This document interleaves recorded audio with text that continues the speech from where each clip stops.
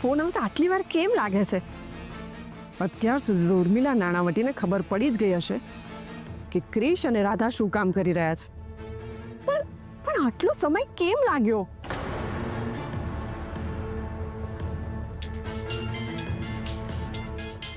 મિલીનો phone? બોલ મિલી. Hello mummy, તમને ખબર છે પેલી રાધાને હોસ્પિટલાઇઝ કરી છે. શું વાત કરે છે? હા મમ્મી, પણ તમે ખુશ થયા કે દુઃખી થયા મને કંઈ સમજાયું નહીં. ઓફકોર્સ ખુશ થઈ,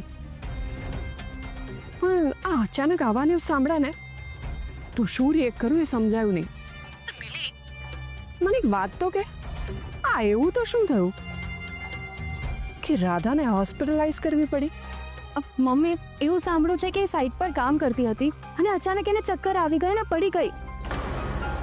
એને છે ને કંઈક માથામાં વાગ્યું છે અને હજી સુધી બેભાન છે મમ્મી એ રીએ.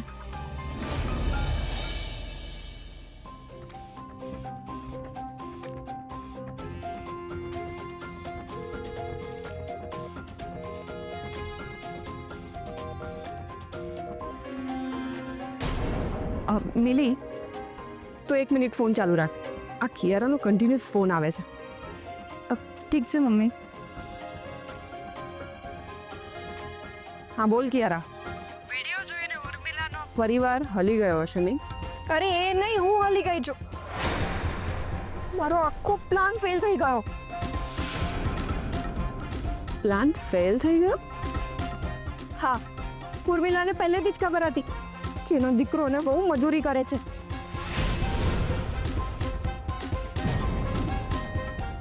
હું પહેલી વાર કોઈને ઓળખવામાં થાપ ખાઈ ગઈ.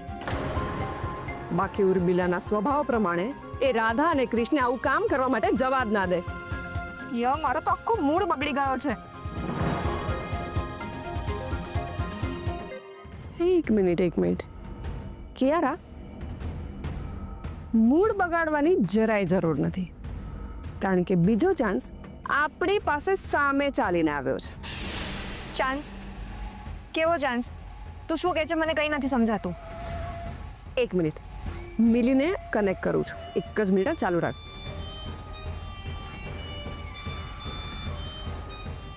હલો મિલી, કિયારા ફોન પર છે. હેલો કિયારા, રાધાને સાઇટ પર ચક્કર આવ્યા અને એ નીચે પડી ગઈ. ક્રિશે એને હોસ્પિટલાઇઝ કરી છે. શું આ વાત સાચું છે મિલી? હા કિયારા, મેં મારી નજરે જોયું છે. અરે એ કઈ હોસ્પિટલમાં છે? તું એક કામ કર, મને હોસ્પિટલનું લોકેશન સેન્ડ કરી આપ. હું ફટાફટ ત્યાં પહોંચું છું. હા, હમણાં જ કરું છું. ઓય, તારે ત્યાં જવાની શું જરૂર છે? એક કામ કર, એના કરતાં તું અહીં આવો. કેમ? હું ત્યાં આવીને શું કરું? એ લોકો પણ તો હોસ્પિટલ જ જશે ને. કિયારા, મને લાગે છે કે હજી ક્રિશે આરપીને જાણ નથી કરી કે રાધાને હોસ્પિટલમાં એડમિટ કરી છે. એ લોકોને જાણ થાય ને એ પહેલા તું અહીં આવી જા. પણ ફિયા, હું ત્યાં આવીને શું કરું? કહું છું, સાંભળ તો ખરી.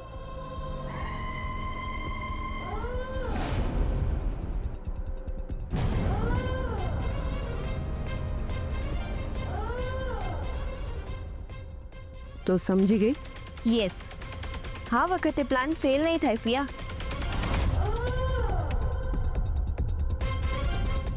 હે, લેફ્ટ લઈ લે.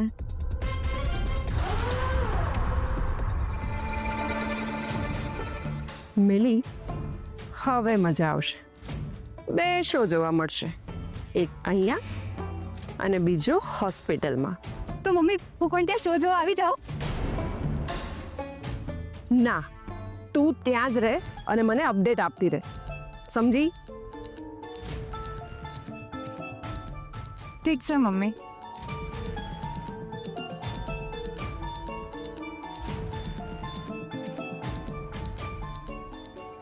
હે ભગવાન, મારા ભાઈને આ આઘાત સહન કરવાની શક્તિ આપજો.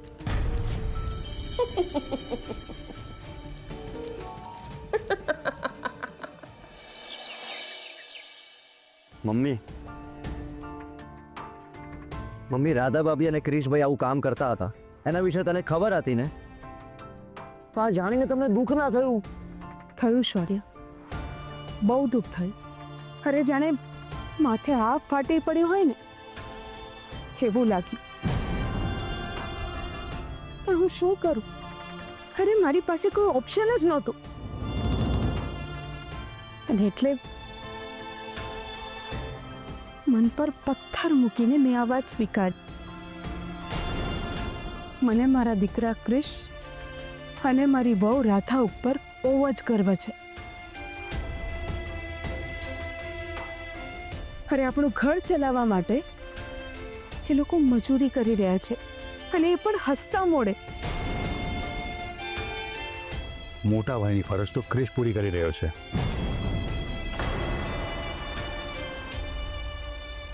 દુઃખ તો એ વાતનું છે કે હું કંઈ નથી કરી શકતો. હર્ષ બેટા, તું એટલીસ્ટ પ્રયત્ન તો કરી રહ્યો છે ને? છો બેટા, આપણે કર્મ કરવાનું હોય છે, એના ફળની આશા આપણે નથી રાખી શકતા. રાધાને માનવી પડે મમ્મીજી. સવારે વહેલા ઉઠીને ઘરના કામ પૂરા કરવાના અને પછી બહાર જઈને કામ કરવાનું. અને બહાર જઈને પણ આવી રીતે મજૂરી કરવાની. એની જગ્યાએ બીજું કોઈ હોય ને તો આવીને એક પણ કામ ના કરે. અને રાધા આવીને મને રસોઈમાં પણ મદદ કરતી હતી. જમ્યા પછી બધું પરવારીને પછી એ સુવા જતી હતી. આ બધું તો ફક્ત રાધા જ કરી શકે મમ્મીજી. હા, ખરેખર હું બહુ નસીબદાર છું કે મને આવી વહુ મળી છે. આજે જ્યારે રાધા કામ પર જતી હતી ને ત્યારે જ મેં એને કહ્યું કે સાંજે જ્યારે તું ઘરે આવીશ ને તો નિરાંતે બેસીને તારી સાથે ખૂબ બધી વાતો કરવી છે.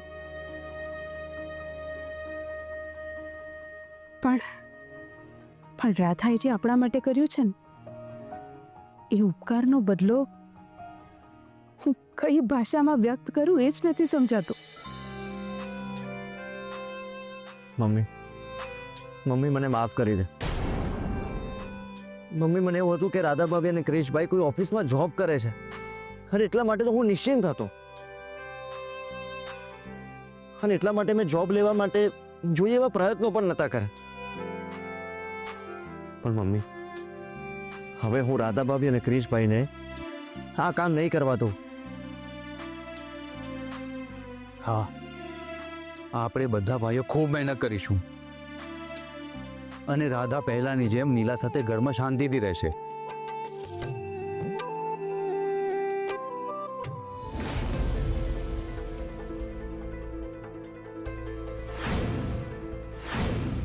રાધાને હોસ્પિટલમાં રાખવી જ પડશે. લાગે છે મારે રાધાના મમ્મી પપ્પાને જણાવવું જ પડશે.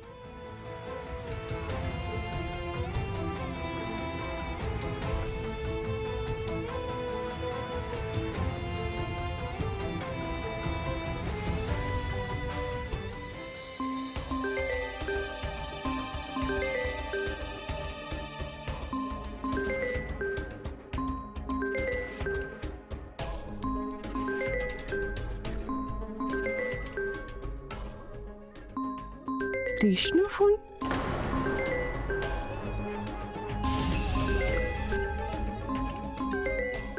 લાગે છે રાધાને એડમિટ કરી છે કહેવા માટે ફોન આવ્યો છે.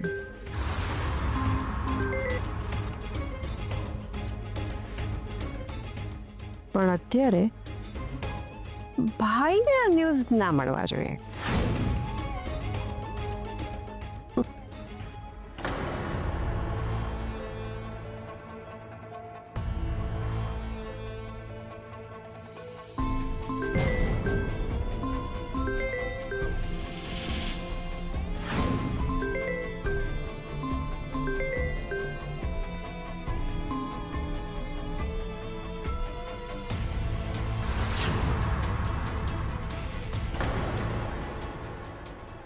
લાગે છે પપ્પાજી કામમાં છે એટલે ફોન નથી ઉપાડી રહ્યા. એમનો ફોન આવશે ત્યારે હું એમને રાધા વિશે જણાવી દઈશ. હા,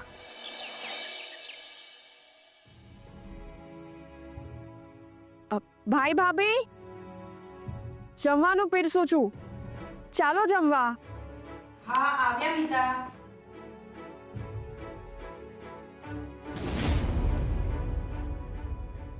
મિતા, તારી થાળી ક્યાં છે?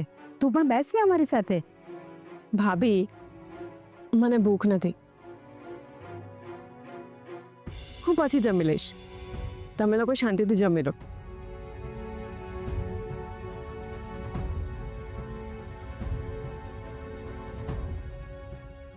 થોડી જ વારમાં આ શાંતિ અશાંતિમાં ફેરવાઈ જશે.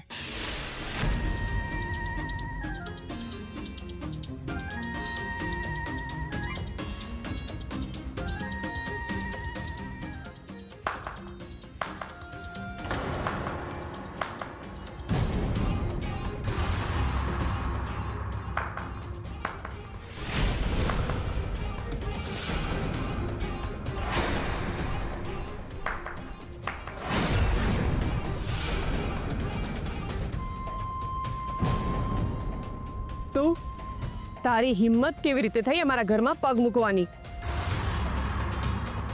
સાંભળો, તમે શાંતિથી જમી લો. મિતા, આને કહી દે કે અહીંયાથી ચૂપચાપ જતી રહે. અમારે આની સાથે કોઈ વાત નથી કરવી.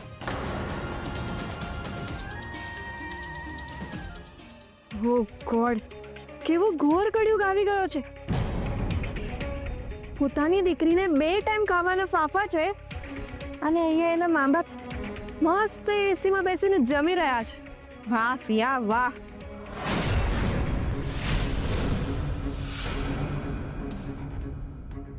પ્યારા, અમારે શું કરવું છે અને શું નથી કરવું એની અમને જાણ છે. તારે જણાવવાની જરૂર નથી. નીકળી જાય અહીંયાથી. અરે અરે કૂલ ડાઉન મિસ્ટર પરી, કૂલ ડાઉન. જો આટલો બધો ગુસ્સો તમારી હેલ્થ માટે જરાય સારો નથી. અરે તમને મને જોઈને જ આટલો ગુસ્સો આવે છે તો વિચાર કરો, તમારી દીકરી અને જમાઈને જોશો તો કેટલો ગુસ્સો આવશે તમને. અરે તમારું તો મગજ જ ફાટી જશે.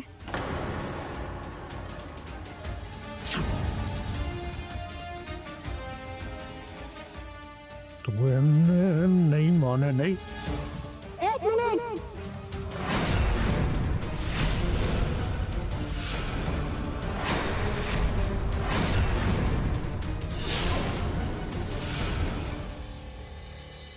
એક મિનિટ મિસ્ટર પરીખ, 1 મિનિટ. મને કંઈ પણ કરતા પહેલા છે ને આ વિડીયો એકવાર જોઈ લો.